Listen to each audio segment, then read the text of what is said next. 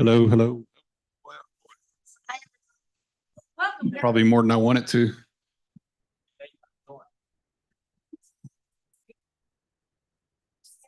Test. Make sure you. Right here.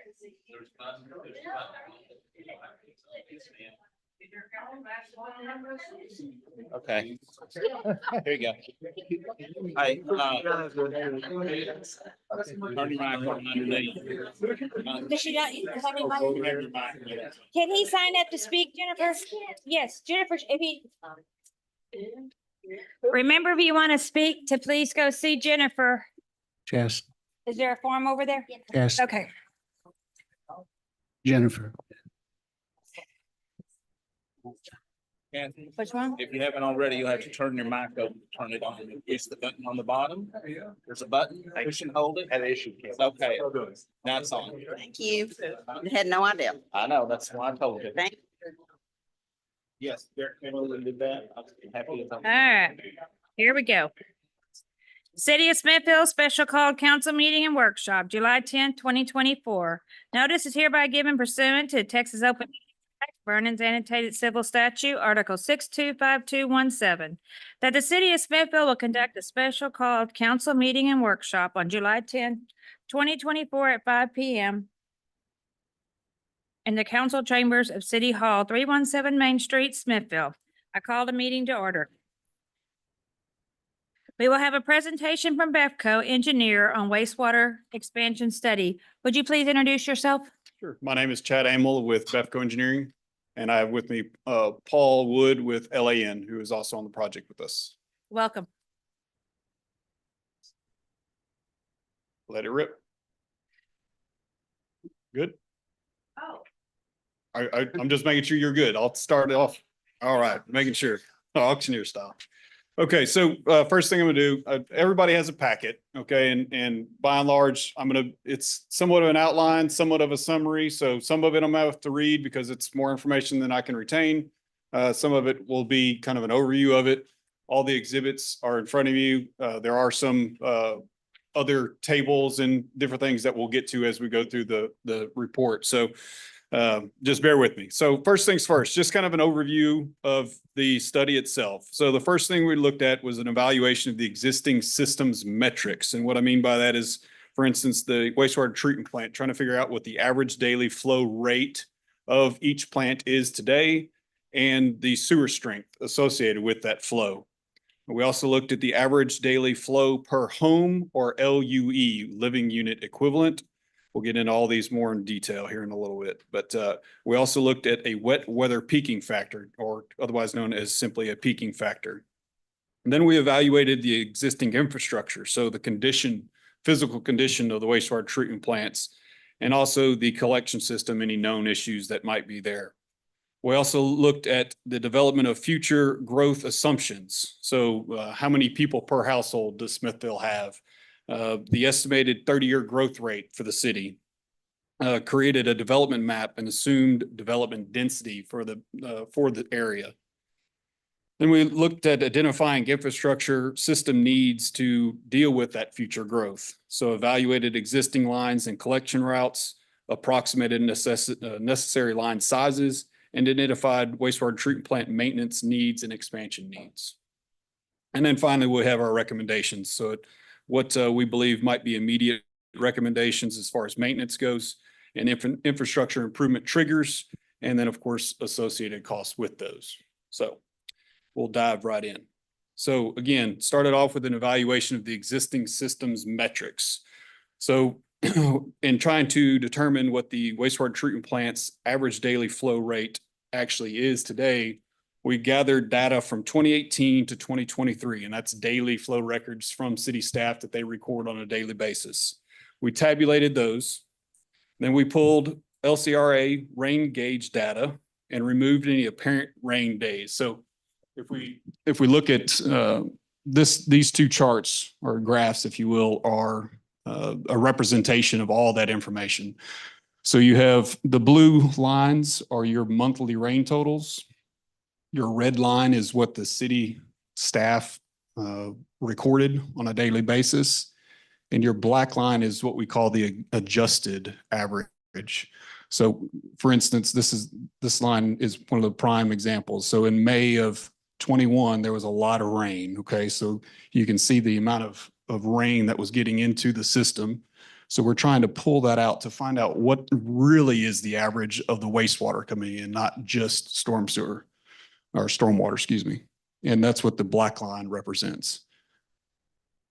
So overall, what we try to do then is there was some inconsistencies with Gasly, and we had brought that to the attention of the city back, what was that, 21, Robert, 22, when we did some other work. And what I think the city went and calibrated some of their equipment and found that we got some really good data now the last 3 years. So we used that data to come up with an actual average. So the results is Gasly wastewater treatment plant is around about 162,000 gallons per day, and Willow is 141,000 gallons per day. So that was the flow component. We also need to figure out what the strength of the sewage coming into the plant or the plants are. So there was sampling done in front of each, the influent coming into each plant, and those things were measured, as well as looking at some of the historical records associated with that. And that's, both of these things are critical in determining the effectiveness of the plants, how they operate, and relative to their permit. So we'll dive into that a little bit later. So then we also looked at the average daily flow per home or living unit equivalent. So the definition of a living unit equivalent is defined as the typical sanitary sewer flow that comes from one single family home in a typical subdivision. It's an easy way to produce an equivalency amongst land uses. So one house is 1 LUE, okay? Think about the Comfort Cafe here in town. Equivalency for them would be 5 LUE, okay? And we looked at water records to determine that. The Sparkling Clean Car Wash, 17 LUE, okay? So it's like there's 17 houses sitting on that lot. And then the Towers Nursing Home would be 31 LUE, okay? So all these things become critical. We add those LUE together and it helps us correlate potential demand of a development and then turn around and analyze the capital improvement needs or the infrastructure needs that might be there to convey that type of flow. And then of course, it can actually let you go backwards too, right? We had to do this infrastructure for this development. Therefore, that development caused us this type of economic impact, right? Financial impact. So that we took, so in order to, let's see. So now we were drilling down into figuring out what the city's LUE is, what that number is. And that number is a gallons per day per LUE. So that's what we're trying to figure out. So we had all this data already set up. We then took the city's water meters, which are put in because of the meter reading system that's here. Those are geo-referenced. Okay, so we can look at GIS and determine which connections are in which sewer shed of each plant, okay? We then took the high water users, for instance, the Towers Nursing Home or the Sparkling Clean Car Wash, and we take their flow out of the plant, okay? Because we're really trying to boil it down to what a house is, not what a commercial property is. So we take those out both from the flow standpoint and also the connection standpoint. And then you divide, right? Take what water is left by the number of LUE that's left or the number of connections that are left, and you come up with an LUE.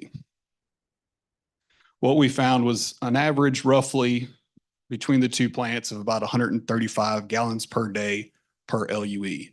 Now we don't want to go just with that number, right? Because we want to be a little bit more conservative with that. We don't want to be trying to hit it right on the nails. So after some discussion with the city, we elected to go with 185 gallons per day per LUE. Now, as far as that 135 number, BEFCO has done some other work with other municipalities and have found that 135 number plus or minus is about what we find the typical water usage of a house. So if you look at your water usage over a month and divide your days, you're liable to find that you're somewhere in that neck of the woods. Right now, maybe you have irrigation, so that might complicate things, but because obviously that's not going down the sewer system. To further justify that metric of 185, we also looked at TCEQ. And although TCEQ doesn't give you an exact number, what they do tell you is that the typical person uses about 75 to 100 gallons per day. The U.S. Census Bureau says that Smithville has about 2.5 persons per household. So if you do that math, you're looking at somewhere between 187.5 to 250 gallons per day per connection. So we're kind of right there at the bottom of that range. And that's a good thing because, to be honest, some of TCEQ's numbers are a little antiquated. They're a little slow to move with, low volume toilets and different things that have come about. So we don't use as much water as we used to. Okay, so next thing was peaking factor. So in a peaking factor is when you have basically two different things are occurring. A number of things can happen to create a peaking factor. It's raining outside, okay? Unfortunately, there's holes in our sewer lines, water gets into them. So that's a bad thing, but it happens, okay? Every community, you're not special in that sense. Then you're at home, maybe in the evening, you're cooking supper, you got the kiddos taking a shower, you're washing clothes, right? And at the same time, there's another family out eating at the restaurant and they're washing dishes. So you have all these different things happening at the same time, and that can create a peak, right? So you have ebbs and flows on a daily basis. You have more flow at those peaks. Everybody 10 a.m. in the morning, everybody's at work, not eating at restaurants, nobody's washing clothes to speak of. So you kind of get the low, right? So we're looking at the peak because at the end of the day, our infrastructure has to be able to convey those peaks. Ultimately, and the other thing we look at is we have all this data, right, through the plants. So we can look at these peaks, for instance, right here, right, or right here. So the plant has to be able to also handle those peaks. So what we found was roughly kind of the worst case situation would be a peaking factor of 4. So now you have 185 gallons per day per connection times 4 is what that one house in theory could produce, okay?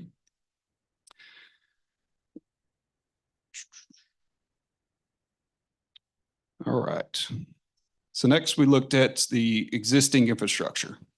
Okay, so obviously one of the biggest components is your wastewater treatment plant. That's where everything has to go at the end of the day. So LAN was part of BEFCO's team to evaluate each plant, the components, the setup, identify choke points, any limitations, identify maintenance, repairs, and upgrade requirements. So with that, I want to hand it over to Paul and let him go through those. Good evening. I'm Paul Wood with LAN. So we looked at the two wastewater treatment plants, the Willow plant and the Gasly plant, and the Machuca lift station. The Willow plant, we have both aerials here. That's all right. I don't know how you're set up. Okay. So Willow plants across the freeway is the newer plant, and it was constructed in 98. And the Gasly plant's your older plant here in town, and it was constructed in the mid 70s. And it was rehabbed at some point in time. We're not sure when, but when you go look at it, you can tell that there's some aeration piping that was changed at some point in time. But that's about where we are on those. So when I don't really want to go into depth on this stuff because I really like wastewater treatment plants, and I know everybody else, is I'm talking words, but basically what's going on with a wastewater treatment plant is you've just got several components in it that treat the water. So the first thing you've got is a lift station, lifts the water up into the plant. You've got the aeration basins. That's basically where you're doing the biological treatment. You're putting air into the basins and degrading the BOD. You got a clarifier where you separate the bugs from the water. The clarified water goes to a chlorination basin and then out the effluent. The bugs that are settled go to a digester and then to your sludge drying basins. So when he talks about looking at the components and looking for these choke points, ideally all those pieces, the aeration basins, the clarifiers, the chlorination basins are all sized for the same amount of flow is what we're talking about on there. What we found let me kind of go by plant here so that we're talking the same language. So on the Willow plant, that actually looked to be the case. So Willows, is actually, like I say, it was a newer plant. And is actually in relatively decent shape, good shape, even though it's, getting on to be almost, 30 years old. It's in relatively decent shape, but it does need a little love and attention. Going through it, as we say, the aeration basins have enough capacity, but there's some piping issues where a lot of things are rusting out right now. And like I say, so this is time to start going in and looking at maintenance. The blowers, the way that the load is calculated on this plant, engineers are extremely conservative at all times. So if you were to take the worst case situation, basically all your blowers would have to be running at the same time in order to meet the air demands. And engineers don't like that. Engineers want you to have a spare blower if something goes wrong. That's probably, I won't say it's outside of the realm of possibilities happening because it can. And that's why we're engineers and we're conservative. But so we would recommend that you kind of resize the blowers. It's like I say, they're probably hit their, their 20-year lifespan and beyond. It's time to start looking at that. And if you do, let's look at resizing the blowers and making it so you have a fourth blower available for a spare. Clarifier, again, it's sized to the right size. Lift station, it looked to be in pretty good shape. For health and safety, you'd probably want to put in fall protection in the lift station. The effluent pump station, again, looks like it's in decent shape. There's some questions about the retrieval equipment and whatnot for the effluent. Probably want to do something about that. And the sludge drying beds, the operators are, sorry, the operators. We died. I can yell. Okay. Good enough. I'll pick me up on one with the other mics. The sludge drying beds, there's an operational problem with how the design was originally done. And so the operator's having a problem actually doing their jobs in those. And so the sludge doesn't come off the walls the way they have to go in there with a, thank you, with their front end loader. And so that needs to kind of be fixed. So all in all, like I say, there's probably more in depth than what I've given you, but Gasly's in decent shape and needs a little TLC though. Go ahead. Willow, I'm sorry, my bad. I was reading the next one and it brain fart. You say recommend either a filtering dumpster or install a screw press. Which would you think would be best? You're the expert. So I would say go rent a filtering dumpster and see how well it works. And then if it works well, it is a cheaper option. The screw press is a more expensive option, but it's a good option too. But the filtering dumpster is a good method as long as it works with the sludge that you're generating. So they can be rented. It can be rented. Okay. Yeah. Hartwell could probably point you to the right people. Dragon Systems probably has them. So Gasly plant. Gasly plant was, like I said, constructed in the 70s, did some work there. Chad says that, the original plant that it replaced was probably built in the 50s, and there's probably some pieces there that are from the original plant. Gasly needs not just a little love and attention, it needs a whole lot of love and attention. The lift station is non-functional, basically. It's the pumps are outside of it, and it's in very poor shape. For the common people out here and anybody new, can you explain what a lift station does? Sure. Lift station is exactly that. It basically takes the sewage from the sewers and lifts it up into the plant. And so has some pumps on it. And when it gets to a certain level, pumps turn on, pumps it down, lifts it up into the treatment plant, and it flows by gravity down. We like to use gravity whenever we can, but exactly.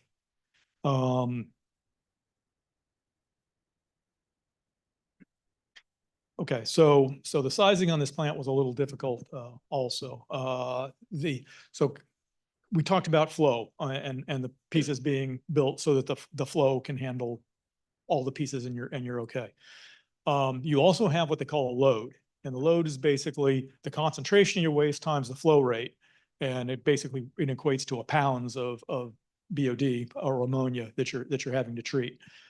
Because you have industrial users on this plant, there are implications of whether or not the load that the plant is treating is actually the normal assumed load that TCEQ uses that they would assume for a normal municipal type sewage treatment plant, and the flow that it gets.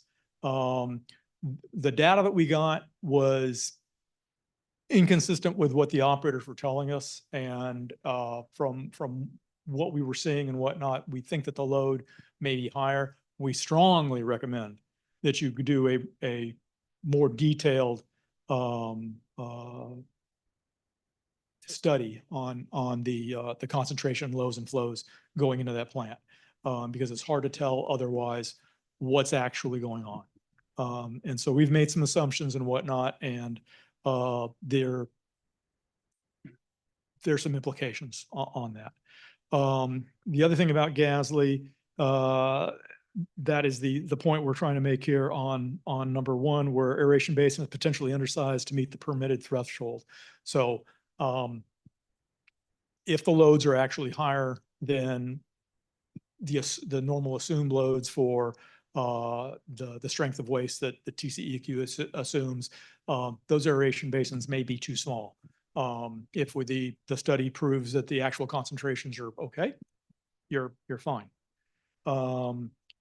The other point in Gasly is that the units are not consistent with flow. Okay, that plant is permitted at a 0.5 million gallons per day, and the clarifier, excuse me, that when we did the calculations for it, and there's an assumed overflow rate that you have on clarifiers, a gallon per day per square foot. That is not what the clarifier is presently sized at.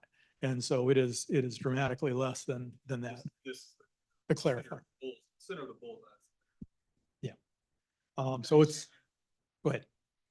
Further again, for the simple people like me, as they work together, you've got the lift station, the pump station, the clarifier, the sludge dry bed and all that stuff. Just in One more time. 15 seconds, can you just say, Sure. this is how this all comes together? Sure. So basically what you got is the lift station is here, and it pumps over into the aeration basin on this side of the plant. This is the aeration basin, and it comes over here. It flows into the clarifier. So the aeration basin, it's all mixed. All the bugs, the bacteria that are actually doing the degradation with the air of the BOD that's coming into the plant, is all mixed and fairly uniform in this basin. It then flows over into the center ring, and that's the clarifier. And so clarifier does exactly that. It clarifies water from the solids by gravity. So the solids fall, the liquid stays on top, and then it overflows and goes into the chlorination chamber, which is right here. And then this flows to the outfall into the ditch. The sludge from the clarifier comes over into this basin. This is a digester. It's held there for a certain amount of time, and then it flows in the liquid state into the sludge drying beds, and just evaporation, you wind up with dry solids. Thank you. That is wastewater 101. I have a question. for Certainly. Robert, do we own any extra land around that? Or is there room for, like, if we needed bigger beds and things, could they be put on that property, or? So that I'll answer that in part, because the yellow line that you see, that is the boundary of the property that the city owns. Oh, thank you. I didn't, okay, thank you very much for that. So But the problem, Yes. that's actually the creek, basically, right above the big tree that you see. You know, that's basically the creek there. So the And- room and- you see is the room that's been cleared. and you don't have all of that, because TCEQ requires that you have a 150-foot buffer zone inside the property limits, or you can get easement. So you could get an easement from, I assume this is, Commercial property, right? Text dot. that's Tex dot freeway, yeah, highway, whatever. Okay, so they're not going to build houses on this. So you basically can get an easement so that that is included in the 150 foot. You can argue that. But to your point, you could also do some rearranging with the drying beds, going to a filter press, get rid of the animal shelter. Exactly. There are, There are ways to do what we need to do. There's room to expand if There's we room. had to. Yeah, and there's technologies, as you try to squeeze, my boss had a very colorful vernacular, which I won't tell you, something about a certain substance in a 5-pound sack. When you try to squeeze things onto small spaces, it gets more expensive, We can go up too, can we not? No? difficult. Difficult? Yes, the Chinese do that in Singapore. They've got a multi-level wastewater treatment plant, but it gets really expensive. Well, and at also at American Airlines, we had one and we were up 2 levels because we didn't have any way to go. Yeah, easy to do with a sludge drawing and stuff like that. Mhm. With the wastewater treatment, the aeration basins and clarifiers gets a lot more difficult. And we'll get into a little later, we'll get into kind of where you guys stand with how much it has available in it left and what a kind of a growth might lead to. But you're So asking we'll really talk- good questions. Yeah. I appreciate that. I really Oh, talk about excuse that. me, can I ask a question? Certainly. So given the undersized, the undersizing and it looking like, there are issues with, its operation, are we then now non-compliant with TCQ as of today? You are meeting your discharge parameters, which is what they really care about. Okay, now there's record keeping stuff and stuff like that. The TCEQ also looks at, so you've got to be careful with. But what they're really looking at is, are you under your discharge limits? So currently, you're not running at there's two flow criteria that when they hit, that's when they start looking at things. Okay, so it's 70% and 95% of your permitted flow capacity. So your permitted flow capacity is 500,000 gallons a day. So your 70% is, do the math for me real quick, 0.35. So 0.35 million gallons per day, and you're at 0.16. So you're about 50% of your 75% capacity or 45% capacity right now, something in that range.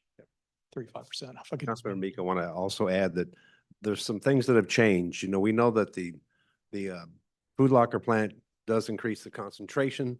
There's been a lot of movement at Bone Spirits, and I'm not suggesting that they're the culprit, but it's something we need to look into, because if that's the source, they need to do some pre-treatment on site that they haven't been permitted for. So just want to point that out too. Which, because as Paul is saying, there's two components, right? There's flow and there's strength. And right now, the plant was developed for a municipal strength, and what we're seeing is something much higher than that.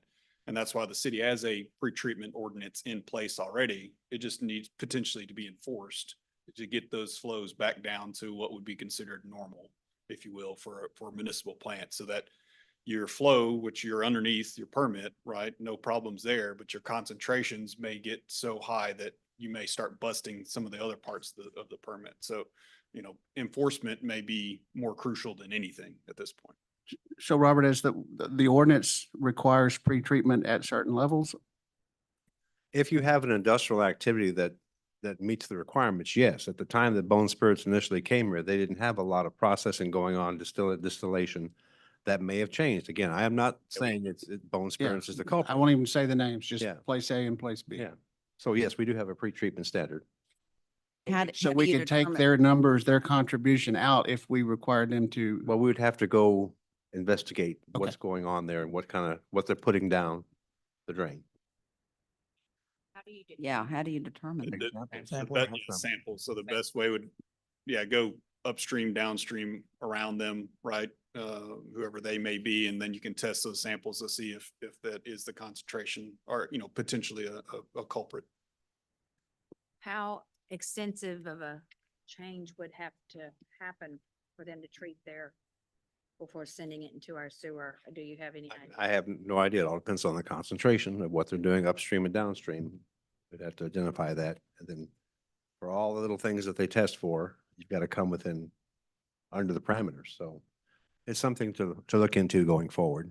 They just have to neutralize the levels of what they're doing. So it will be a chemical treatment for them. Or something similar. Yeah, exactly. So that's one component. I'm sure Paul will get back to it, but you know, the bigger, so that's one issue, right? And that's really dealing with the aeration and part of the plant. The other one that's really not an easy fix, not saying that necessarily is an easy fix, but the one that's much more difficult is the simple fact that the clarifier isn't big enough, right? The permit, you know, the original permit said it was permitted for 500,000 gallons, but you know, based on the actual construction, what had been constructed with today's math, it's basically half of that. So and there's only one way to get around that, and that's build another one. So we'll again, I'll dive into some of the metrics on I'm basically trying to get around that for the time being. But there's two issues, right? So one is the sewer strength. The other is simply you're at a limit at basically that, you know, 243,000 gallons per day is what even though that's not what the permit says. So before we get to the clarifier, the blower situation at the plant is I don't know if this has been remedied, but there was only one blower in operation when we visited the plant. It's basically equipped, it's supposed to have two blowers, and that's not an acceptable means of operation, because if the existing blower goes out, you're up the creek without a paddle, basically. Parts have been ordered to fix the pump. Okay.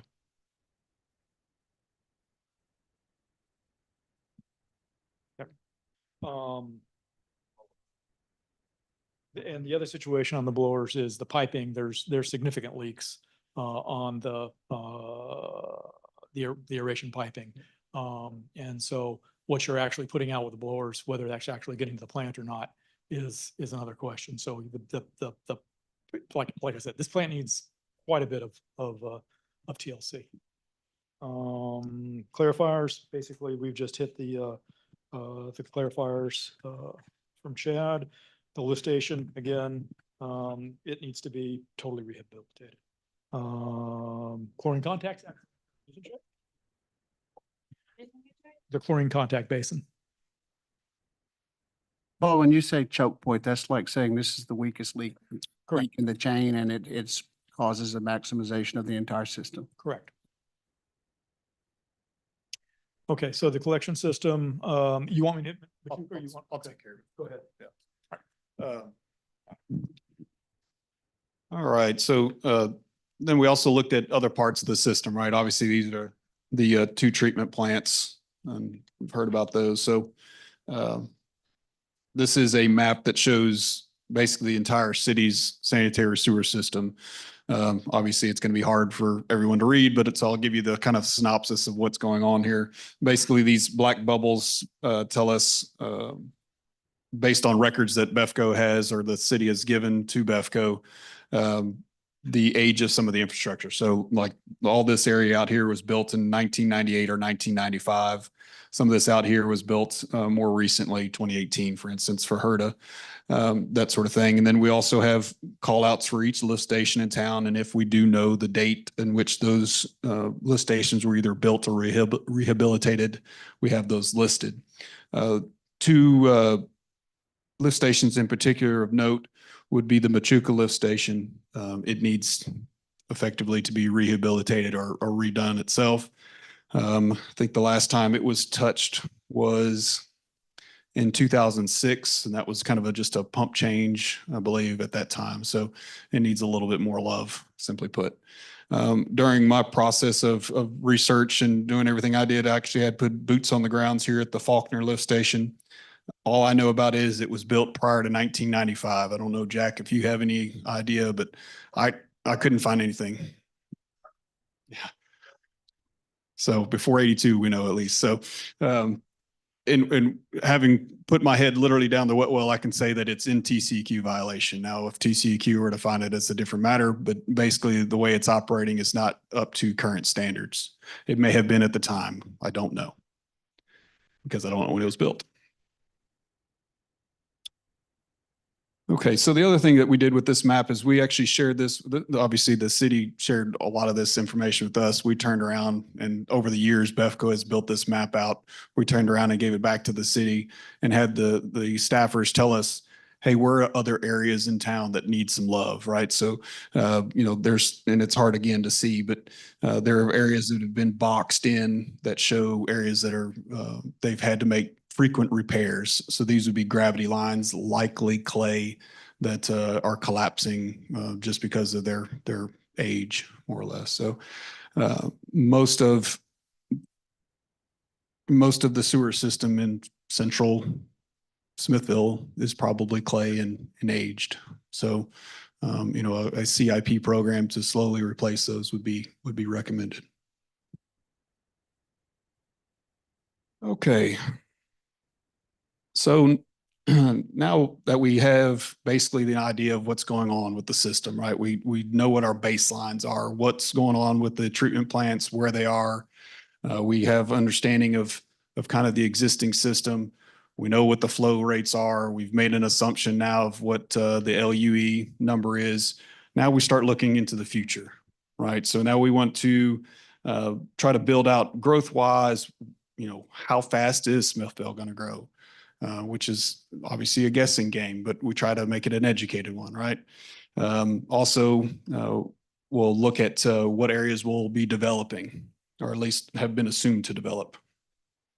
So first and foremost, we looked at persons per household. I mentioned this earlier, but according to the U.S. Census Bureau, City of Smithville has approximately 2.5 persons per household, and that becomes important when we're talking about growth rate because we're growing the population, not LUE. We can obviously turn the population into LUE, but we're thinking about population. So I'll do this first. So next we looked at estimating a 30-year growth rate. So we looked at a number of sources here. We looked at historical and then of course projections. And one of the references or things we looked at was the Texas Comptroller's Office historical growth. And for the capital region of which Smithville is part of, Bastrop County, is the fastest, or the capital region, excuse me, is the fastest growing region in the state. And I don't think that surprises anyone that's sitting in this room. From 2010 to 2019, the area grew 28.5%, while the rest of the state grew 15.3%. According to the U.S. Census Bureau, from 2000 to 2010, Bastrop County grew 28.5%, and from 2010 to 2020, 31.1%. Meanwhile, specifically Smithville, 2000 to 2010, negative 0.7%. Okay, so really no growth during that 10-year span. However, the last 10 years, 2010 to 2020, 2.8%. So that's kind of the history, right? So looking forward, the Texas Demographic Center, which is part of the State Data Center, which is part of the U.S. Census Bureau. We love layers. Projects Bastrop County to grow by 90% by 2050. 90%. That's Bastrop County. That's an average annual growth rate of 2.2%. Meanwhile, the Texas Water Development Board projects Bastrop County to grow by 128% by 2050. And that's an annual growth rate of 2.8%. So being that Texas Water Development Board was the most aggressive growth rate, that is the growth rate that we assumed in our study. So what does that equate to in actual numbers? That's a lot of numbers. That's what I do. All right, so by 2030, the population of Smithville would then equate to 5,169. 2040, 6,813. And by 2055, which is the limit of what we've kind of looked at, 10,310 people. Okay. 10,310. That would be till 2055. So that's what, yeah, at a 2.8%. 2.8. That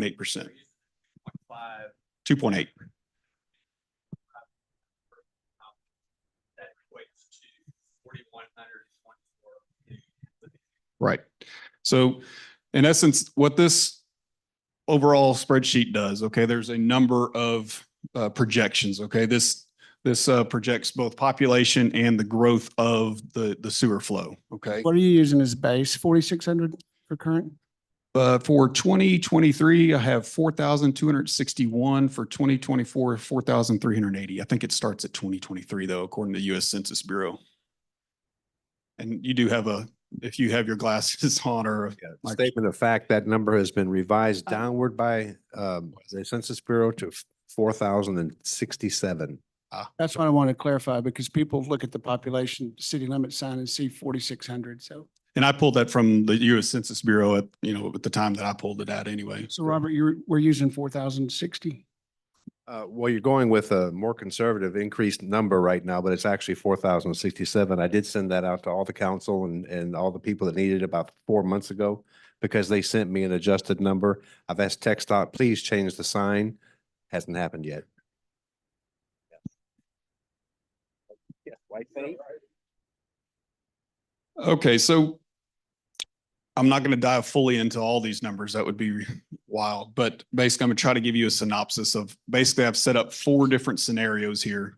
Okay. Scenario 1 was assuming the current collection system setup, the growth rate of 2.8% and the wastewater treatment plant permit limits. That's an important thing to note, permit limits, right? We already know that Gasly isn't a 0.5 MGD working plant. It's a 0.243 working plant. So effectively, I'm going to ignore this one, okay, because it's really not reality. Okay, it was when I started my study until Paul told me otherwise. The other thing I also assumed for these first 3 scenarios is that 33% of the flow of developed flow, the future flow, is going to come to Gasly, whereas 67% goes out to Willow. Okay, I'll explain more as to why I was thinking those things or made those assumptions later when I show you kind of the collection system route. But either way, 33% is what I assumed to come to Gasly, 67 to Willow. The other thing that I assumed based on discussions with Robert, he's had a number of developers reach out to him and express interest in developing here, right? Roughly those numbers are about 650 LUE of interest that have shown interest to maybe plop those down as soon as they can. That'd be accurate.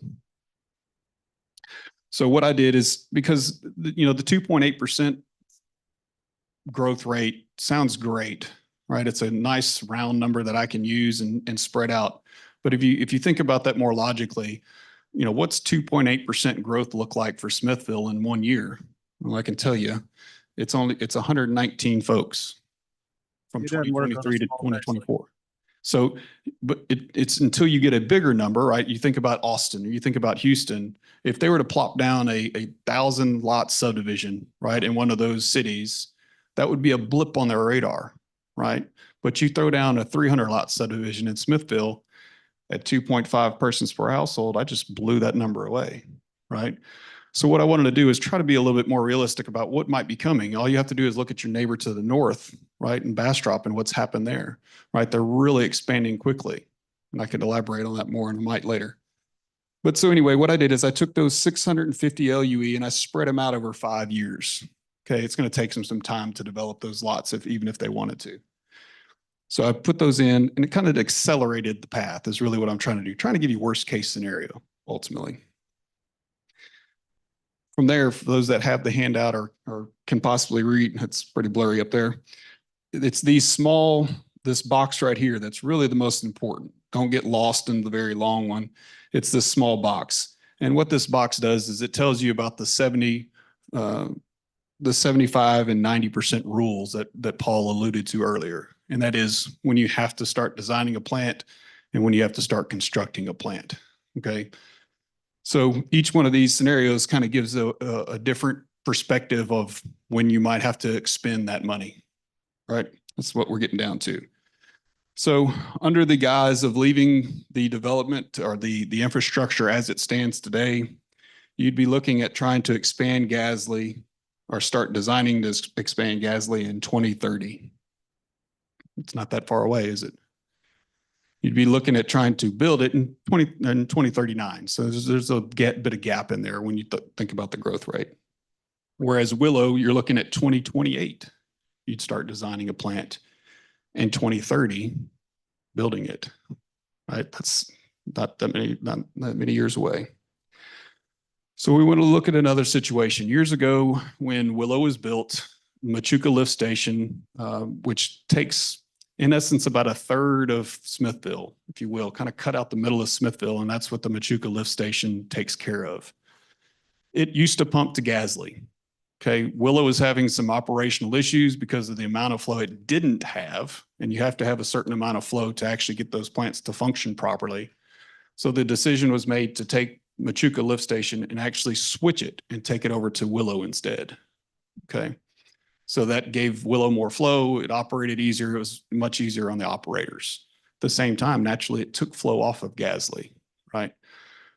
At the start of this study, what we assumed was that, hey, we don't think Gasly is going to get much development to it, hence the 33%, right? Maybe we should switch Machuca back over there, right? And that would free up Willow, which we expect to get more flow in quicker. Well, the problem is based on the fact that we now know that the clarifier is undersized, it does not have that 0.5 MGD. If I switch it back, what I find is immediately we could bust permit. So I can't switch it back. That's what this scenario number 3 was. So that leads us to the final scenario, scenario number 4, and that is I'm leaving Machuca, pumping over to Willow. I am, instead of taking 33% of the new flow over to Gasly, I'm only going to take 10%, which is to say I'm guessing that Smithville proper, so anything that might redevelop in the old part of Smithville, anything south of the river, okay, would redevelop, we can handle more flow, right? But I'm only taking a growth rate of 10% is what I'm assuming. The rest, the 90% of our growth rate that we're projecting would go out to the Willow wastewater treatment plant. So with those assumptions in place, now you're looking at Gasly making it roughly till 2041 before you're having to do any type of design, right? So now we've put some legs underneath her, let her run out for a little bit longer. At the same time, Willow, which we are already going to have to be looking at soon anyway, we knew that. We're looking at starting a design in 2028 and construction in 2030. Okay. How long would it take to build? How long would it take, once you started construction, to be running product through it? 2 years. So basically you're working on design probably with that tight a scenario. If you do have people that are lined up, if you will, to develop, you're potentially having to throttle them to make sure you get the plant in operation. Yeah, so if you add a delay factor, nothing costs what you say it will and gets delivered when you say it will. You add a year, you think? Yeah, just for, Probably not. 2 years is a conservative. Yeah, I was going to say, I thought that was pretty conservative. I was going to say 18 months. So 18 is the fastest. Everything goes good. So all we've got left is scenario 1 and 2. well, not just really scenario. Well, no, we've already, scenario 1's pretty much out the door because we don't have that capacity in Gasly like we thought we did. So it kind of goes away. So it's really, it was a progression, if you will, of assumptions. I thought you eliminated 3 also. I did. 3 was Machuca, switching Machuca lift station back over to Gasly, and we can't do that either. So we're just left with basically scenario number 4 down there. And you are including the known, what do you call it? The known potential development. Yes, sir. Yes, sir. All scenarios 2 through 4 all have the potential development. That's 650 LUEs, Yes, sir. which is a household, so 2.5 people per house. That's a 40% increase in population Right up for front. Right. 3 years, Right. 3 to 5, depending on how long. I mean, I guess let me broach the Bastrop subject a little bit as far as, you know, with our involvement with them. We did a similar study back in 2017 and then pleaded with them to build a treatment plant. They were already, in our opinion, behind the 8 ball. They did subsequently start a couple years later, and I'm sure many of you know off of FM20, they have their new wastewater treatment plant, and they just turned the key on that thing in the last few months. It took them a while to build. They had a issue with something got held up on the supply chain, from what I understand. But what we had told, what our recommendation back in 2017 was go build a plant over there and shut down your old plants. If you do that now, you'll be fine. Well, that was with what we thought was a fairly aggressive growth rate. We would have been wrong because they've finished the new plant. It's a 2 MGD plant, and they're having to keep their existing plants online. Not only that, they just turned the key on the new plant, and they've already got the second or the expansion to that plant underway, and it's a 4 MGD plant. So they're about to put a whole lot down, and in talking with the Public Works Director, you know, he admitted that he never saw that growth coming that they see. They said they're just flooding in, right? The annexations, the changeover from Aqua to city water and all those things are happening at a rapid pace. So in a new facility plan, you would contingently account for the possible need for expansion because of an underestimation of growth. I mean, it makes sense to me. You know, as Paul alluded to, engineers like to be conservative, We don't. but it's a guess, right? At the end of the day, it's still a guess on our part. You know, simply put, kind of jumping ahead, we would, I think what I would recommend is a 0.5 MGD expansion to Willow if you're going to make an expansion. And right now it's a 0.3 for the record. So.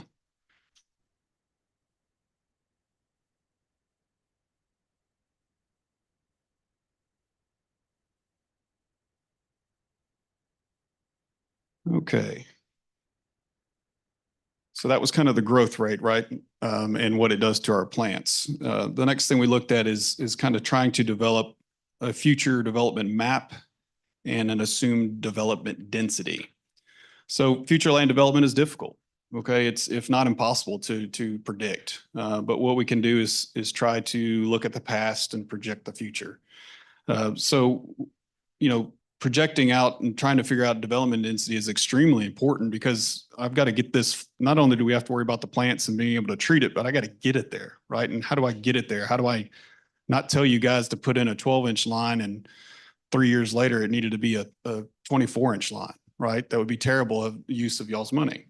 So, you know, we try to do the best we can on what our estimation might be. So what ultimately we're doing is we're recommending a development density of 4 LUE per acre. So 4 houses per acre. For record, SAWS, San Antonio Water System in San Antonio, they look at the same metric. They use the same thing. For unknown land, they assume that 4 LUE per acre. So locally, let's look at some of the recent either projects that have been completed or are underway. So you've got the Prairie subdivision. That was 3.9 LUE per acre. The Wood Rose subdivision, 3.5. Herda, now granted Herda is larger lots, right? Not only that, but if you discount the riverfront lots and kind of make them quasi normal size to the rest of their lots, that's 2.3. Now the important thing to know, and I guess M5 subdivision, that's 2.8 LUE per acre. Now, the important thing about all of those subdivisions, it's none of them, or all of them, I should say, were above your minimum lot size of 6,500 square feet. All of those subdivisions were above that. So and the other thing to note about those subdivisions, they were kind of on, if you will, smaller landlocked properties. So there was only really one way that they could develop them. They didn't have a lot of ability to think about a different way to develop, and it's put a road here and put lots on either side of it, right? Whereas if you think about a much larger property, okay, any of these large properties that you see posted here, if those came in and developed a master plan, it would be much easier to get that development density up higher when you think about just homes, because they could be much more efficient with how they lay them out. Not only that, but if they're here just to make money, they're going to probably try to do the 6,500 potentially, your smallest lot size, right? So it could also bump up that development density. The smallest lot size equates to what per acre? 5? Well, it's a tough, that's a tougher question to ask or to answer than possible, because the reason is you have to think about right away. You got to think about detention ponds and that sort of thing. And also that's why you're kind of impervious before. cover requirements. Right. Impervious cover requirements are going to drive it a lot too. So if you take a 43,560 square foot in an acre and you take out our impervious cover, requirements by ordinance, and you take out some factor, I don't know, is it 15%? What would be streets and roads? 15%? I might even go as high as 20. 20? Yeah. Yeah, I mean, you can. So it's that's how we gonna get be it down pretty to close 4. To the 4. Yeah, 4, it's gonna be okay. pretty close to Yeah. the 4. that- Yeah, and that's kind of the point, right? The 3.9 for Prairie, right? If you think about it, they have. I don't want to go backwards on this, but I'd like to do that before we get too far past the growth projection. Is, there's a couple rules. One you alluded to, which is a rule of large numbers, which is 2% is not a lot of absolute in a small base, but it's a big number in a big city. The other is growth doesn't happen on a linear basis. And so when you do projections for 2.5% growth over 20 or 30 or 40 years, you oftentimes miss the real risk, which is growth doesn't happen 2.5% a year. Ask Bastrop. I know because when I was at 4-Star, we developed the colony and we owned the colony for almost 30 years and we sold 5 lots a year or 8 lots a year. It was an inherited deal. And then all of a sudden, the bucket turns over and the momentum's there and now you've got huge growth. So we have to be careful, I think, when we plan for infrastructure improvements, that we are really, really careful that we don't just design for a linear growth, because that's not the way it's going to happen. And we don't want to be caught kind of to your peak flow analysis. There's going to be a point at which we're going to get overrun if we want to. I mean, let's face it, development's not going to come here if there's no wastewater. So whatever we decide to do, we somewhat control our own destiny. We can decide through our land use what we want and where we want it and how fast we want it. And we just design to that. And growth will go around us if it's bigger. So Yeah, it's one of those situations. In some parts you build it and they will come, right? If you open it up for them. Which makes it a tool for us to control growth, particularly if we have to have another facility. Where we place that would be important to directing where future growth might come, and I'm posing that as a question. Yes, simply put, yeah. Yep. So the other component, I guess, as far as LUE, I kind of was leaning on heavily on the residential side. But if you think about the commercial side, you have the Towers Nursing Facility. I think I mentioned it earlier. That's effectively like a 5 LUE per acre. Okay. And the Sparkling Clean Car Wash down here at the end is 25 LUE per acre. Okay. So very dense if you think about, some of the commercial that can come in. So it can offset what might be a lower density on the residential side, could be easily offset by commercial or industrial or institutional. what do you use for LUE for multifamily, like a 300-unit apartment complex? Use a half a LUE? So it's funny you ask. We did get into that with some of my analysis with some of the existing apartment complexes here in town. If you look at Austin and Houston, I think Houston was around, last I looked, was like maybe half a LUE. Okay. Austin, I think, was 0.75, but I actually looked at one of the apartment complexes here and they blew that out of the water. They were like 2. And it almost didn't make sense, but that was their water usage.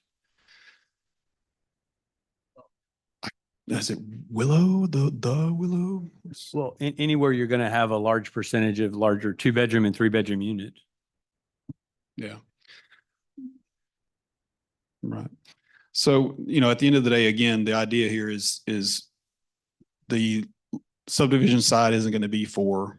The commercial side isn't going to be 4 per acre. You hope that at the end of the day, when you average a large area, you could end up with around 4 LUE per acre. And the idea is, honestly, that's conservative. That's our hope.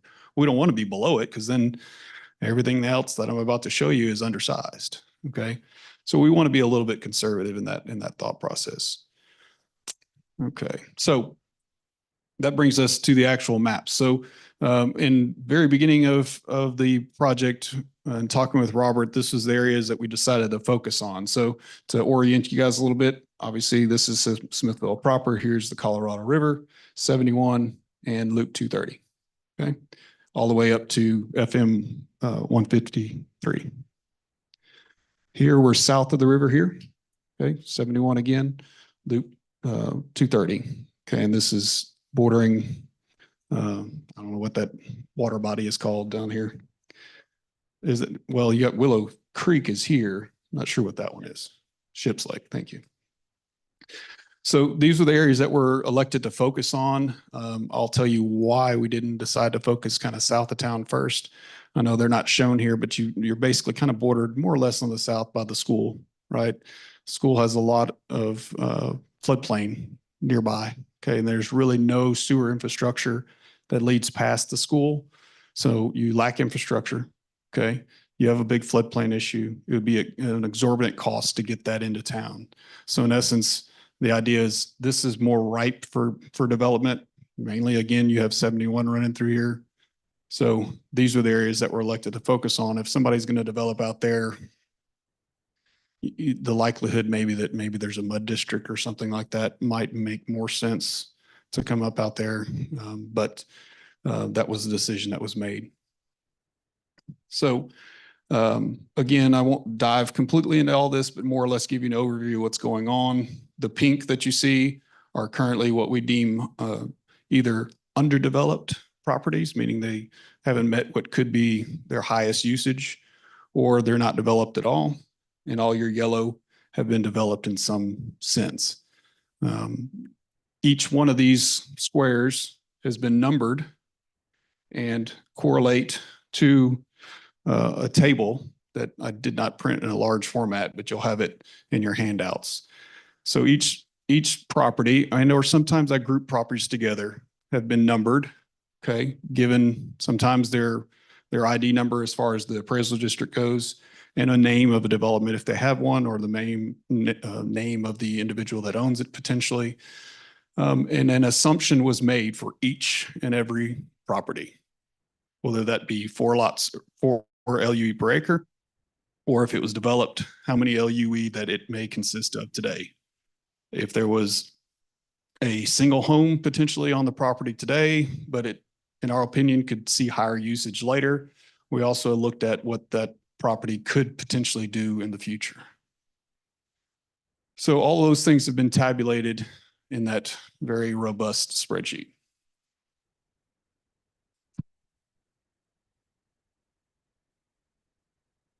Any questions on this before I jump to the next thing here? Okay.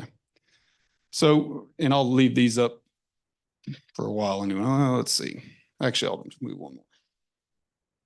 So this next 2 slides are effectively the same areas, but what we did is now we look at, well, where and how are we going to collect that development moving forward? And we're not here to tell them exactly where to put every single sewer line, but rather what we call the trunk line, the main lines. So that's then broken into what we call sewer sheds. You've probably maybe heard the term watershed before. Well, same thing as sewer shed. Okay, so for instance, this light green would be for sewer shed number 1, and this blue solid or darker, wider line is what we consider trunk line number 1. So that's where the sewer from sewer shed number 1, in our opinion, would make sense to go into trunk line number 1, so on and so forth. So again, north of the river, we kind of have it divided into 2 sewer sheds. One is this is the EDA lift station, or the State Highway 71 lift station that was built a few years ago with an existing trunk line that comes up to the Smithville Industrial Park. Okay, it would grab all of this area here. And the Loop 230 line comes down Loop 230. Right now there is the MD Anderson has their facility up here, has an existing lift station that pumps all the way down into town, crosses the Colorado River, and dumps in town here. What we would propose is to bring a gravity line up 230, and then dump that force main would actually dump up here in the top. We'd put a new lift station down here at the bottom. And we have basically 2 scenarios that we'll go through later. One is to continue to use this force main that goes underneath the river and into trunk line number 5, ultimately making its way to Gasly, or taking that a new force main over to State Highway 71, crossing the river, a new crossing of the river, and dump in to what will be trunk line number 1, which is also, mind you, where the existing EDA and or Highway 71 lift station pumps today. So what we did, of course, is we now took the spreadsheet that you had before and we dumped it into groups. Right now we have them. So if you'll flip to the next, if you guys have it out, it's kind of the next set of spreadsheets. They're stapled together. So you can, if you take your binder clips apart, you can find it easier. It is, what's I call it? It's the collection system evaluation. Yes, keep going. Let's see. Sorry. I know we've got a bunch. Here it is right there. We're going to be hitting these up next. So Thank you very much. yeah. Yeah. I wish I could find an ace. So basically this was me determining how much sewage could come down each one of these trunk lines, right? So it helps me to figure out, okay, at the slopes, and a lot of these areas already have lines in them. So they're already a certain lot size line at a certain slope. So all I would be looking to do is pull that line out and put a new larger line in its place. Again, not necessarily going to dive in. You can feel free to try to follow these spreadsheets. Effectively, you'll see on the far right-hand side, the arrows and the red line, the red little squares, or each one of those red squares symbolizes a line that's having to be upsized. Okay, so the blue lines kind of give you a little description of where these trunk lines start. Let's use for example, if you look at trunk line number 1, it says it starts up here at the river and effectively turns left, if you will, off of, is that Hill Road out there too? Hill, and then turns and goes directly to the treatment plant. Today, this line actually goes all the way downhill, down 71, and then wraps itself back over to the plant. So all I'm doing is shortcutting is what I'm trying to do here. Okay, what that does is that frees up capacity and makes this line a little smaller, a lot smaller. So I looked at effectively 2 scenarios, and I've kind of already alluded to it. The 2 scenarios, again, because of the revelation of Gasly, how much flow can I take down here, and do I want to take it down here? So in say a 33% situation, 3367, like I talked about earlier, I was assuming all of this would come in to trunk line number 5 and over to the treatment plant. Scenario 2, that was scenario 2. Scenario 1 would take it and bring it over to ultimately to Willow. The problem being twofold with scenario 2. We've already talked about the limitations of Gasly, right? By bringing that extra flow in here, we're going to run out of capacity. So we're going to have to do an expansion, right? We're going to have to, at a bare minimum, do the clarifier that we talked about. So we looked at cost numbers associated with that. Additionally, this trunk line number 5 that runs through town today would also have to be upsized. A lot of that anything that you see running this way is actually running through alleys, but this piece is actually running right down 4th. Okay. So obviously that's a lot of disturbance. It's an expensive project. Okay. So combined, if I look at scenario number 2 versus scenario number 1, I find that taking everything north of the river to Willow is actually cheaper.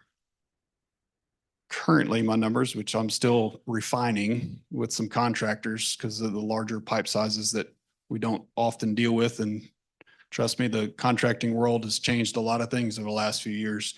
So even the numbers I did have are no longer valid, but I'm refining those. But as of right now, I'm thinking somewhere on the order of $1.5 to $2 million difference between those 2 options.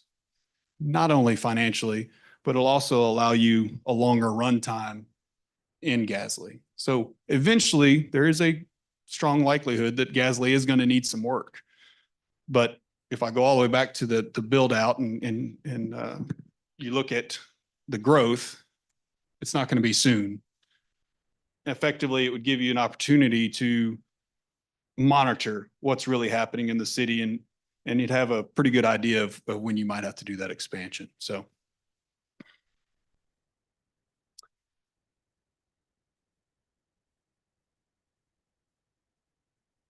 Okay, so effectively, then what we do is we kind of had to look at, well, I've kind of already explained it to a certain extent. Your different scenarios led to a cost because each one of those trunk lines has a number to them. Okay. We also were looking at the same time, this is available development capacity. This is the next spreadsheet in order for you guys. And what this was my attempt to figure out what's the trigger points, right? When do we have to do these things? How much more development can we allow before we have to do these upgrades? The results were a little surprising. Okay, trunk main number one, let's talk about it a little bit. Trunk main number one, I need to flip papers. Trunk line number one on this side really has no flow except for outside of a few homes here that go into it today. Its main flow comes from this lift station. This lift station has an 8-inch force main underneath the river. This line is an 8-inch gravity line. We have effectively throttled back this lift station. It's got some good pumps in it. Matter of fact, the pumps that BEFCO designed in this lift station and the trunk line that comes up to the EDA lift station, it needs no upgrades. Okay. This is the one trunk line that needs no work. Okay. But what we did is we had to throttle this lift station back so it doesn't pump as much as it can. Because if we did, we'd have it shooting out of the manhole over here. Okay. So effectively what that means is in order for development to occur up here and increase the flow into the lift station and thus under the river and into trunk main number one, we pretty much have to do it day one. Okay. Furthermore, you have two lift stations here on the south side, or if you will, in Smithville proper. And we already talked about Machuca and I've mentioned Faulkner lift station. Both of those lift stations come in to each other within about a half a mile of each other or less. Faulkner dumps in on Faulkner Road about halfway between 8th Avenue and Loop 230. And the Machuca lift station actually dumps in at Faulkner Road and 230. So those lift stations, even though they don't necessarily, a lift station, how a lift station works, a little bit of thought process there. You have water that comes into a lift station slowly from the houses, okay, and it fills up slowly. And then it gets to a certain point and it pumps it down, okay, and then it refills and pumps it down. So you have a lot, you have TCEQ requirements that say you have to pump at a certain speed because you don't want the force main to get clogged by debris. So you put in there a certain velocity and that velocity keeps that line clean so it doesn't clog itself up. That's the reason the velocity. That velocity creates a higher flow rate than what's coming into the lift station. So what happens in a perfect and disastrous condition is you have Machuca pumping at the same time. It's raining outside. Everybody's at home doing their dishes again and washing clothes. Faulkner lift station is pumping at the same time as Machuca is pumping. And we get water coming out of this line because this line isn't big enough today either. Okay. So the line from down to 230 from Faulkner over to 71 is kind of collects all of this area today. And as I mentioned today, anyway, this line comes down and meets it. The good news is this lift station is only pumping like probably once a day because there's not much flow north of the river today.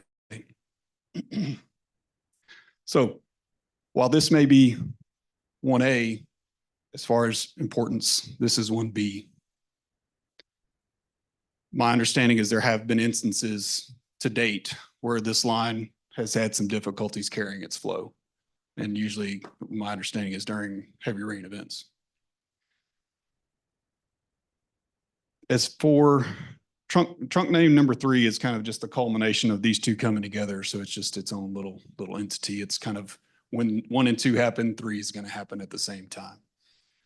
As far as trunk line 4, that's more of the situation that you've already kind of alluded to, which is when do you want to build it, right? Up and down Loop 230 here, you have a number of smaller properties, some of which have businesses on them already. Some of them that have houses that are on maybe slightly larger properties. There's, to my knowledge, not a whole lot of demand going on at this point. And unfortunately, this is the most expensive trunk line to build. At this point, I think off the top of my head, it's around $4 million to build the trunk line, build a new lift station and the force main. So this is the most expensive of the trunk lines to be built. And it's really one of those true classic, if you build it, maybe they'll come, right? It depends on who has aspirations to build there. Certainly if you build it, somebody's going to come, but you're going to probably do that in 2 contracts. You're not looking, design and construction. 2.5 years. I mean, you'd probably look at well, maybe I should stretch that to 3. Your lift station nowadays with, again, components are hard to come by, electrical equipment especially. The last lift station I've got under construction right now we put a year on it just for construction. Right. So that's kind of synopsis. Effectively, unfortunately, the main trunk lines that are already in place outside of number 4 and number 6, these would need immediate attention. And then last is actually the cost estimate at this point that we have. So again, I had 2 scenarios that we've kind of alluded to already. So we'll kind of just gloss over a little bit of scenario number 2, where as it shows right now, it's at roughly 1.75 is what I have the difference, 1.75 million between those 2 scenarios. Again, if you look you have all the trunk lines are involved in these scenarios, mind you, to make them kind of apples to apples comparisons.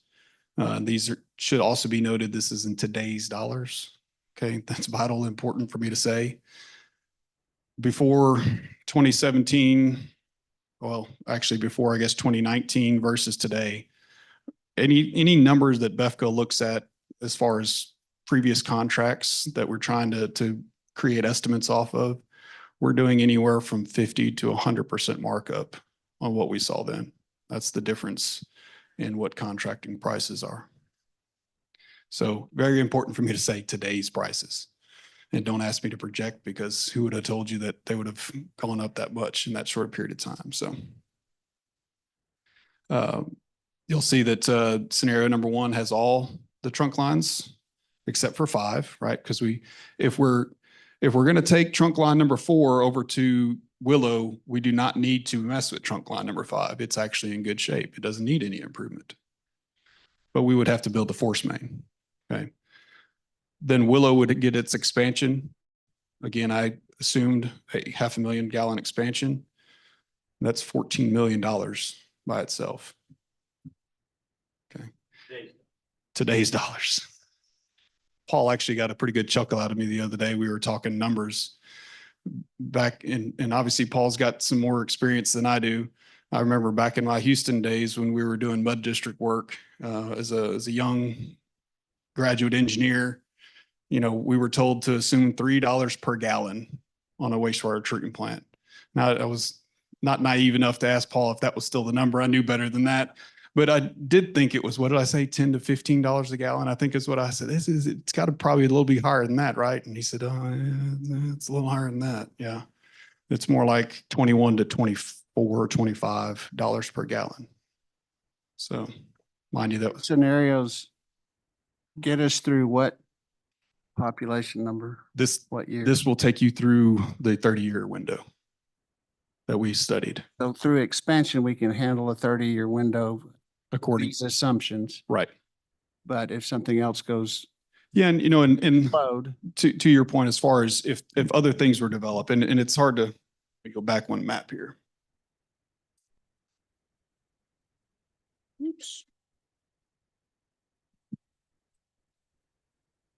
Murphy's Law. So one of the limitations that we kind of looked at is obviously you have 71, right? But there's also some floodplain that's present out here that's going to make it a little bit more difficult. And to a certain extent, where do you stop? Right? You gotta make some kind of an assumption. The reality is if you start getting out here too far and it's still now become the city of Smithville, as all of us look down from heaven, there's a good possibility you're building a new wastewater treatment plant somewhere other than trying to get it all the way to where it is today. where I am trying to make the connection is if we've got the 650 known, whatever it is, then that's a 40% increase in population. So if we're assuming 2-3% population growth, that's blown out of the water right there. Correct. So we've got a 40-50% growth. Even- Now our base 2 or 3% On top of that, yeah, the 2.8% on top of that. But I've done all that. And that's actually, I'm still within, if I do that 650 and I grow at 2.8% thereafter, I'm still good with what I'm giving you. That makes me feel better. Thank you. Like Paul said, we like to be conservative, so.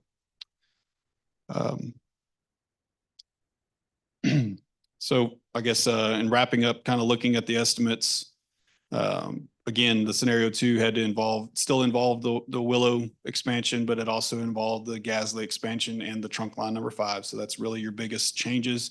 And it might be decent to note, by taking, I already had to upsize trunk line number 1, no matter what, okay, in either scenario. By taking the new lift station and force main over to it, all I had to do is jump this pipe size up by one increment. So it went from a 15-inch to an 18-inch, if I remember right. Let me ask you a question. This last box is system maintenance items. This $3.8 million. Is that something that we need to do no matter what today? So those are Recommendations. exactly, that would be recommendations that Which option we choose, we have to do that. these would be our recommendations that they need to start picking those off. So there's 3.8 million in today's dollars that we need to do That I now. would recommend now. And frankly, along with trunk lines 1 through 3. Okay. So that adds on to either scenario 1 or scenario 2, or if we do trunk line 1, 2, and 3, it's plus 3.8. Yes, sir. So it's about $10 million. In today's dollars. Right. So that's kind of I think that puts a bow tie. Oh, well, it doesn't quite put a bow tie. The one thing, I guess, obviously we were talking about major money here, right? I think you made the comment the other day, Robert, that I think y'all's standard all-in year is 15 million. Is that right? Somewhere in that neighborhood. So that's obviously not something that you can handle, without some type of a different financial operation. One thing that is out there that would be recommended is impact fees. Okay. And I don't know who all is familiar with impact fees. Okay. But that's effectively trying to put the onus on the people that are doing the development and not your residents. So in this, the idea is it would That defray, the idea would be to defray your cost ultimately. Now, $7,500 impact fees. I mean, that's $500,000, $1 million bucks. We're still right. better. I mean, to By the way, free, been a proponent of impact fees. I'm just saying it's not going to get it done. right. I mean, to a certain extent, yeah. I mean, your growth is probably going to, even your residents are probably going to feel a squeeze no matter what at this point. The reality being that you need the money today. You can't wait for the developer to get here when you don't have the infrastructure to bring them in. So I don't know if you want to take the floor a little bit on that. Just a little bit, yeah. So there are grants out there, the Texas Water Development Board, that will help with this type of infrastructure improvement. We have the option to do a C of O. Don't recommend taking it to a bond. Impact fees, we're already investigating, and Jason's doing some work on that. But it's a big bill. That So let me ask you a question about this maintenance, this $3.8 million number. I'm going to call it $5 million just because we're not doing it today or tomorrow. Sure. And I think we'd be lucky if it ends up being 5. That's something that you strongly recommend that we need to do now in order to either be in compliance or to avoid being out of compliance, which is probably imminent.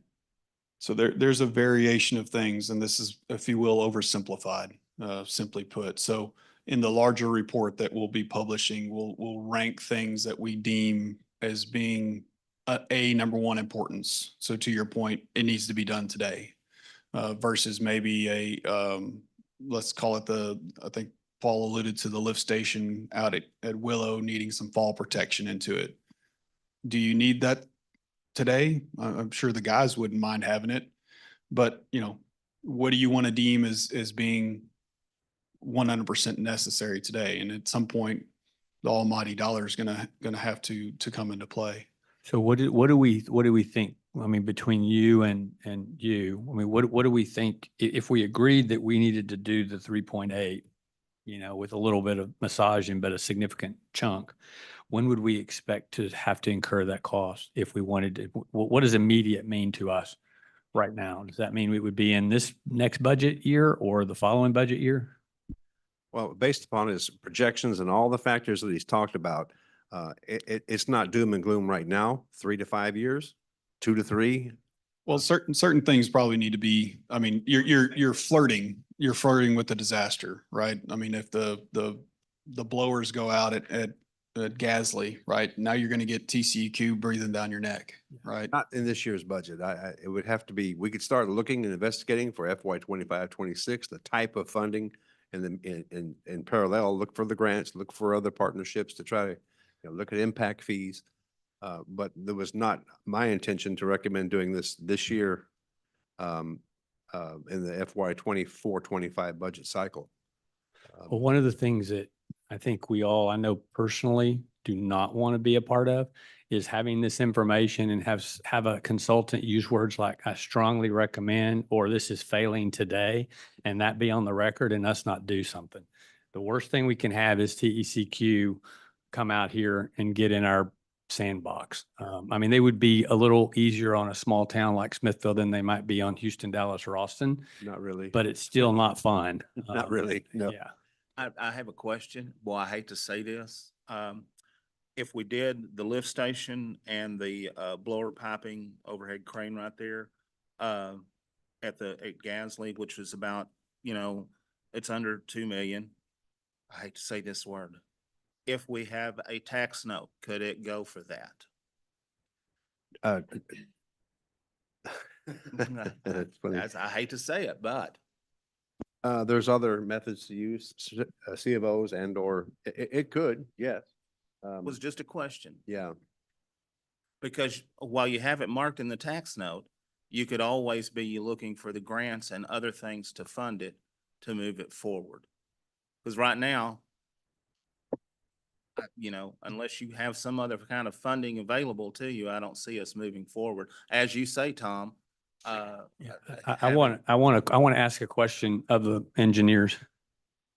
I want to ask you a question. Are you comfortable, given what you know based on your preliminary study, are you comfortable with us defraying for a year, doing any work on these items that you show in the maintenance items? You've answered my question. There we go. I mean, is this one working? I guess it's just not as loud as the other one. To the Machuca and Faulkner lift station, It is. to my knowledge, they've been operating like they are today for years. But at the same time, what I've seen in even the trunk lines is that technically the trunk lines are not a size to handle them. and if you make the improvements, you'll gain a little capacity, I would imagine. Absolutely. Yeah. And honestly, for instance, I was discussing with a colleague earlier today with Machuca in particular, I would probably try to find a way to ramp down how much flow it's producing, because I don't know that it needs to be as high as it is. And that's just one example of maybe more efficiency that could be found. So Robert, what would be the options if we had to come up with a financing vehicle for $4 or $5 million what would be the grants would be the obvious first stop? Is there a somebody have in mind that would be The second would be a certificate of obligation. That's what our something citizens have to pay SAMCO for? Yes. Yeah, Impact fees, yeah, citizens are, yeah, yeah, but businesses, the new ones for Yeah. developers. yeah, A loan or a bond, which Yeah. you don't. yeah, probably want citizens do have to pay. for that. I'm Right. just, what is the real likelihood of a grant for a substantial amount of this? Is it pretty Pretty good low? with Texas Water Development Board. I mean, you've had experience with them. It's timely though. I mean, it takes some time to get approval. I mean, this is clearly a resiliency category item. I mean, you look at, what that means for us in terms of infrastructure and being violation and potentially having environmental impacts and all. I would think that there would be a lot of grants. I'm just not familiar with how successful a town like ours would be at getting them. And to be clear, Texas Water Development Board, you may get some grant, but the likelihood it's going to be more of a loan than it would. Yeah. Well, Agreed. one of the things I just was telling Robert in the TML update, there was a opening of grant applications from the one of the departments from federal government, I think it was agriculture, where they were having water and wastewater up to $500,000 grants coming, everybody sign up for if you wanted them. Whether you get those or not, I don't know. No such thing as free money. I know there's no such thing as free money. You got to pay it back eventually, but, huh? Already Now- oversubscribed. Yeah, I bet they are. I I bet they are. I do want to make a clarification because there's been some terms and things said that, were imminent violation. There are pieces of this that we would potentially be fined for because we're not in compliance currently, but that's not due to the flow. We're talking about problems with blowers. If TCEQ did come, yeah, they could pop us for that. And we're in the process of actually fixing the blowers at Gasly. That's So I want to make sure that's clear. There's, it's no different than, I use another analogy, I guess. Think about your stormwater situation, right? I don't think there's any secret that we know that Smithville has some issues with stormwater, right? And when 100-year rain events comes, we've got issues, right? And we've been trying to chip away at those things over the years as money has become available. Some of these instances, such as the trunk mains and saying that they don't have the capacity, are those perfect storms, right? They are that 100-year event, that 1% annual chance of it occurring. So can I say that it shouldn't be done? No. I can't say that, but at the same time, it is a perfect storm type situation. And that happened in Harvey. Right. So to be honest, but again, I want to clarify, we are not in anywhere near being violated for the 75% rule at this time, That is correct. including the projected short-term growth. Correct. Just want to make sure that's clear. No, yeah. At the same time, for my colleagues putting it out there, I personally don't want us to put this off for a year, and maybe it's an agenda item in the next month or two where we can do a subcommittee or task force and get with you guys and do some more in-depth, because we got to educate ourselves more. I mean, y'all have done a great job, but Sure. I gotta have more information. Right? Yeah. Well, just to give it a perspective, $5 million without even taking into account interest, over a 5 or a 7-year period is $750 to $1 million a year repayment with no interest being included. So that's about 5 to 7% of our annual budget today. So when you talk about a 5% increase in the budget, that would be enough probably to pretty close to amortize this, because most of those loans, I think, are probably 5. Do they go 10 years? Will they go out 10 years on those loans? The C of Os? Yeah. Oh, they can go 25 and 30 on a certificate of On obligation. infrastructure like this? Yeah. Okay.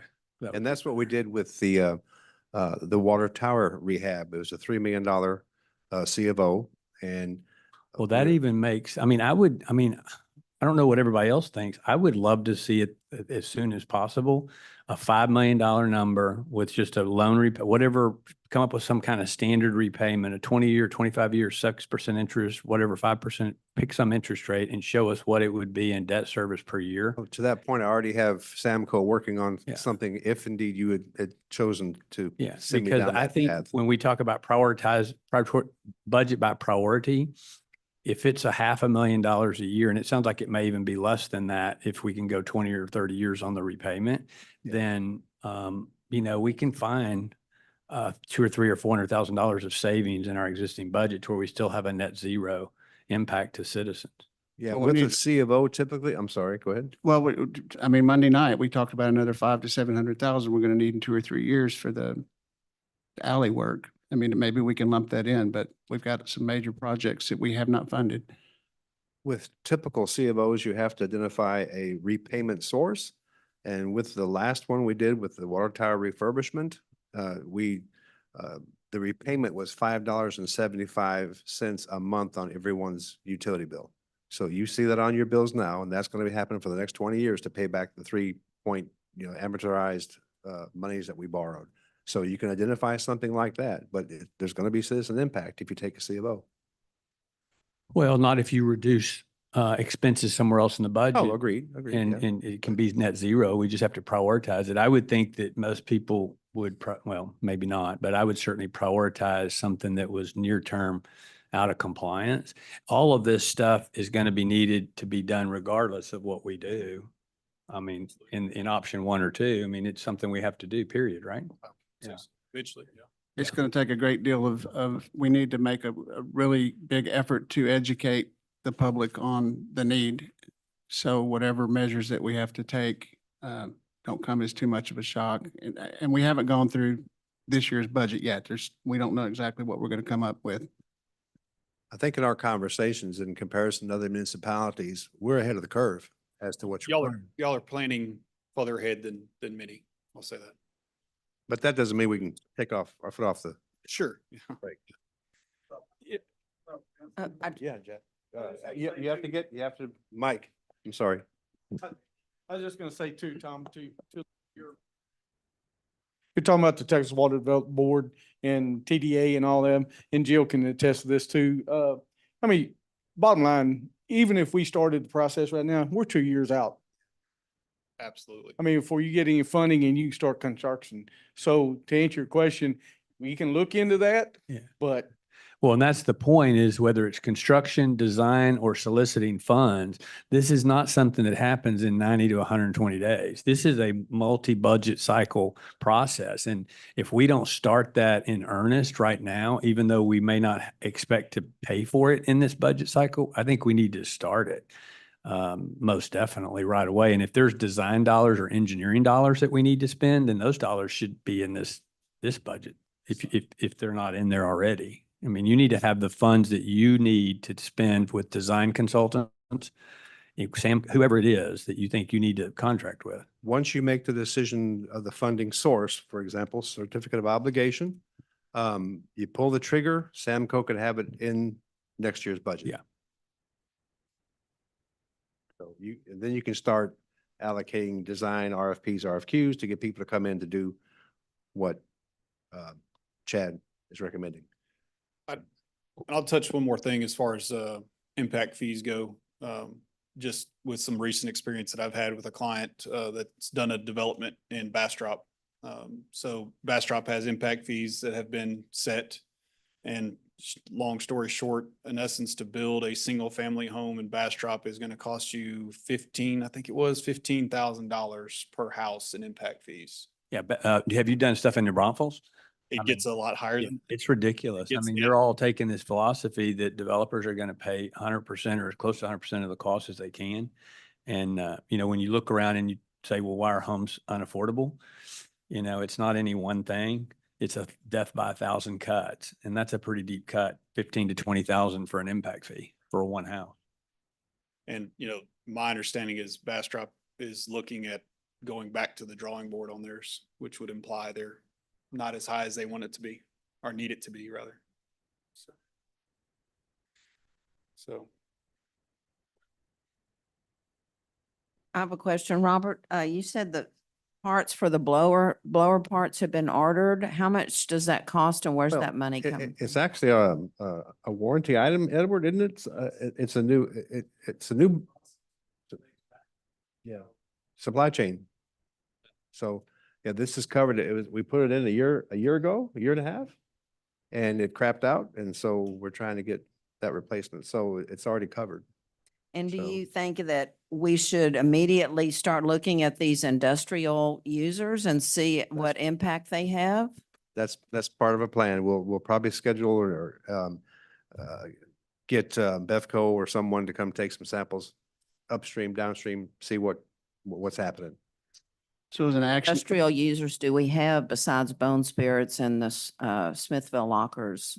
Classifying industrial, if you're including the hospital, that's not industrial, but large users you're Right, asking? Right, non-residential. Mhm. It's all the typical suspects. Okay. Syntax doesn't drop thing.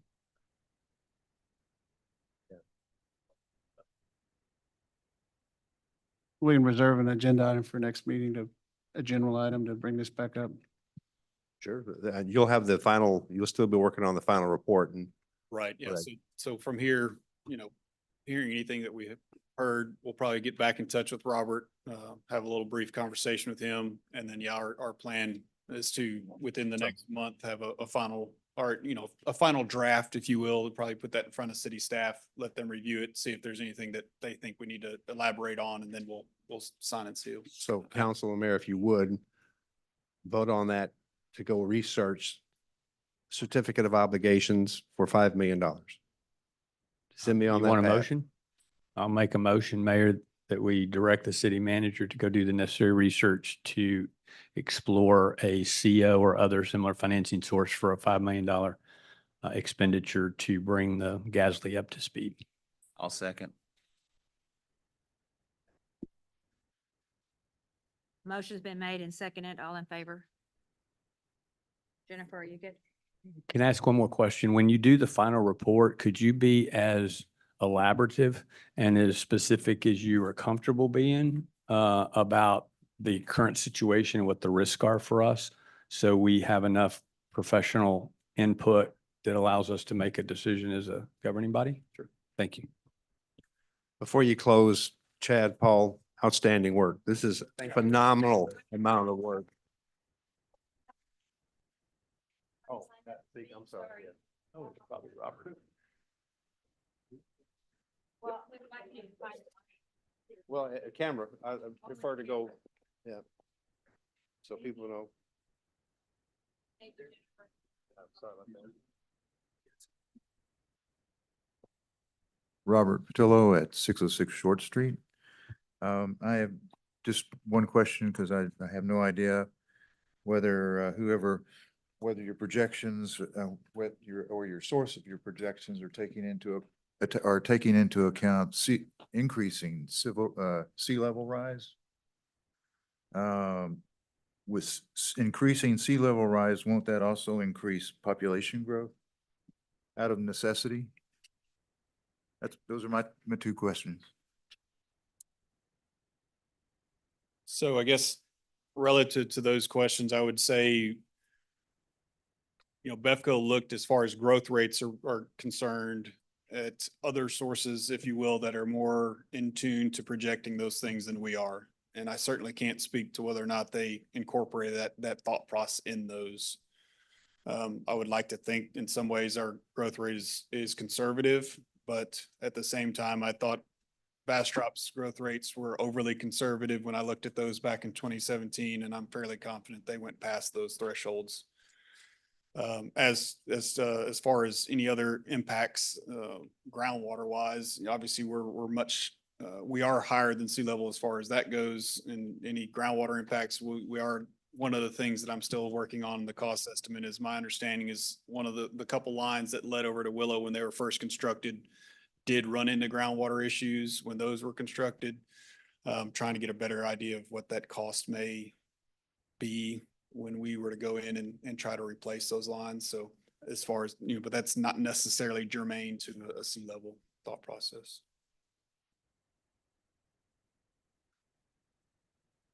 Any other questions? That was my best auctioneer. Yeah. My best auctioneer. Oh, yes. Adjourn. Yeah,